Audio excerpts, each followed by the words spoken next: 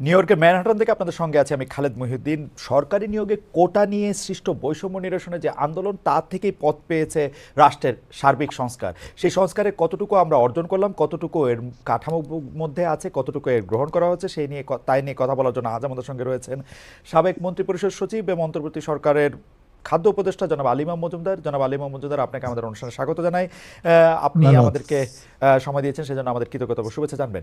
অন্যদিকে ধন্যবাদ। তা আরও আছেন স্থানীয় সরকার কমিশনের প্রধান, চট্টগ্রাম বিশ্ববিদ্যালয়ের লোক প্রশাসন বিভাগের সাবেক চেয়ারম্যান এবং স্থানীয় সরকার বিশেষজ্ঞ জনাব অধ্যাপক ডক্টর তোফায়েল আহমেদ। ডক্টর তোফায়েল আহমেদ, আপনাকেও আমাদের অনুষ্ঠানে স্বাগত জানাই এবং আপনি আমাদের কৃতজ্ঞতা ও শুভেচ্ছা জানবেন। আপনি আমাদের সাথে ধন্যবাদ। যুক্ত হয়েছেন। ধন্যবাদ। আমি প্রথমে জনাব আলিমা মজুমদার আপনার কাছে আসতে চাই একটা খুবই ক্যাজুয়াল প্রশ্ন করে, জি। যে জনাব মজুমদার, আপনি তো বিভিন্ন পদে আপনি দায়িত্ব পালন করছেন, আপনার খুবই খুবই খুবই সেলিব্রেটেড ক্যারিয়ার আপনার সারা জীবনের মধ্যে।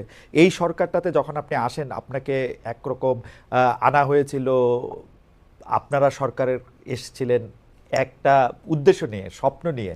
সেই পথে কেমন চলছেন আপনারা, মানে এই সরকারে আপনারা আসলে যা করতেছেন এটাতে আপনারা সন্তুষ্ট কিনা? ধন্যবাদ আপনাকে। আপনি যেটা করার ব্যাপারটা, প্রথমত ধরেন, এটা সংস্কারের কথা মাননীয় প্রধান উপদেষ্টা বারংবার বলছেন এবং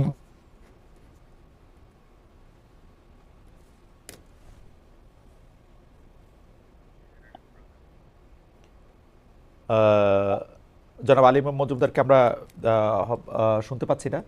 আমরা জনাব আলিমা মজুমদারের কাছে আইনের য- য- যদি জি এখন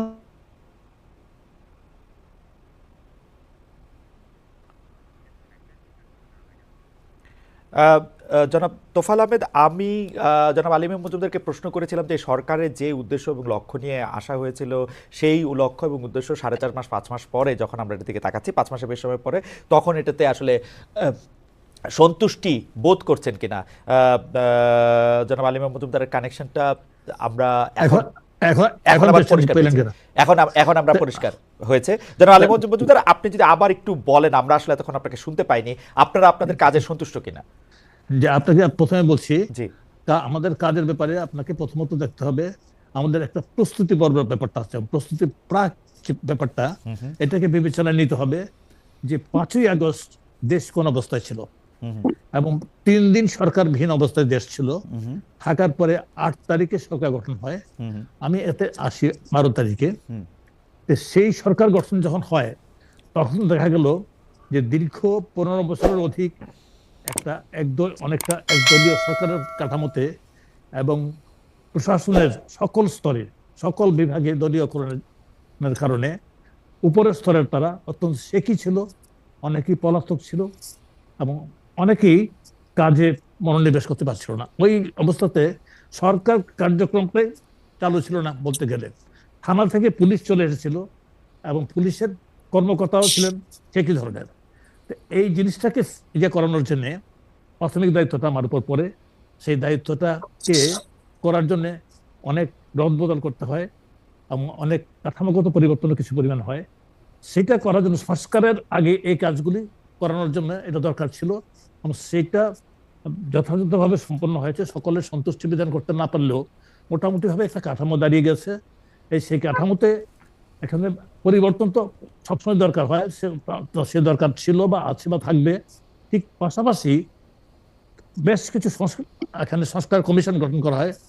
আজকের অন্যতম আলোচক ডক্টর তোফায়েল আহমদ আমার বন্ধু, হুম উনি একটা কমিশনের প্রধান। হুম হুম এই সংস্কার কমিশনগুলি কাজ করছে, 2-1টা প্রতিবেদন দিয়েছে, বাকিগুলির জন্য সময়সীমা বৃদ্ধি করা হয়েছে এবং আশা করছে সহসায় দেবে।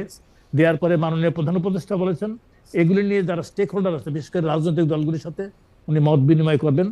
মত বিনিময়ের পরে এই সংস্কার সম্পর্কে একটা সিদ্ধান্তে পৌঁছবেন। আমার তো মনে হয় যে আমরা যে অবস্থায় রাষ্ট্র কাঠামোকে পেয়েছিলাম, হুম যদিও আমি ওই বিষয় সম্পর্কে আলোচনা না, তাই বলি যে আজকেও কিন্তু আমরা, যেহেতু খাদ্য ব্যবস্থাপনার দায়িত্বে আমি আছি, কিন্তু যখন আমরা এই সরকারের দায়িত্ব গ্রহণ করি, তখন কিন্তু আমাদের অনেক জিনিস বাকিতে ছিল। বাকিতে কেনা ছিল দেখে আগে দিচ্ছিল না, সার দিচ্ছিল না, আমাদের তেল দিচ্ছিল না। এই হুম অবস্থায় ছিল বৈদেশিক মুদ্রার অবস্থাটা, এমন নাজুক অবস্থায় ছিল, নেগেটিভ অবস্থায় ছিল। কিন্তু ধীরে ধীরে এই অবস্থাটা অনেকটা কেটে গেছে আমরা এখন এলসি করতে পারছি, যদিও খুব ওপেন হ্যান্ডেড ভাবে করতে পারছি না। আমরা খাদ্য আমদানি করতে পারছি, আমরা বিদেশ থেকে বিভিন্ন দেশ তেল আমদানি করতে পারছি, বিভিন্ন দেশ করতে পারছি। আমার তো মনে হয় যে এই সময়ের মধ্যে যেটুকু অগ্রগতি হয়েছে এটা কিন্তু আদৌ মন্দ বলা চলে না। তবে প্রত্যাশার সাথে হয়তো অনেকে সামঞ্জস্যপূর্ণ নয়, কিন্তু আমি ব্যক্তিগতভাবে মনে করি যে আমরা এই অল্প সময়ের মধ্যে মোটামুটি ভাবে, অল্প সময় বলবো 5 মাস খুব বড় সময় না একটা জাতির জীবনের জন্য, যে অবস্থায় দেশটা ছিল সেই অবস্থায় এটা আমাদের এই অর্জনটাকে আমি খুব কম মনে করছি না। ওকে, এবং সরকার কমিশন দিয়ে প্রায় শেষ করে এসেছে। জি, আমার আমার আমার দুইটা মানে বিষয় আছে যে আপনারা কিভাবে কিরকম দায়িত্ব পালন করছেন সেটার ক্ষেত্রে। একটা প্রশ্ন হচ্ছে 5 আগস্টের পরিবর্তনের পর মানে শেখ হাসিনা পালিয়ে যাওয়ার পর আমলাতন্ত্রের মধ্যে প্রশাসনে এক ধরনের আতঙ্ক তৈরি হয়েছিল। 4-5 মাস পরে সেই আতঙ্ক এখন কেটেছে কিনা? অনেক দর্শকরা কিন্তু মন্তব্য করেছেন যে প্রশাসনের কর্মকর্তা কর্মচারীরা অন্তর্বর্তী সরকারকে সহযোগিতা করছে না। সরকারের একজন উপদেষ্টা হিসাবে আপনার অভিজ্ঞতা কেমন? আমার কিন্তু ব্যাপারটা মনে হচ্ছে যে এটা কারোর কাছে এটা মনে হতে পারে ব্যাপারটা, কিন্তু আমি যে কাঠামোটাকে নিয়ে কাজ করছি তারা সর্বাত্মক ভাবে আমার সহযোগিতা করছে। এবং আগে কিন্তু আমি প্রধান উপদেষ্টার সাথে ওনার দপ্তরে সংশ্লিষ্ট ছিলাম, অনেকগুলি মন্ত্রণালয়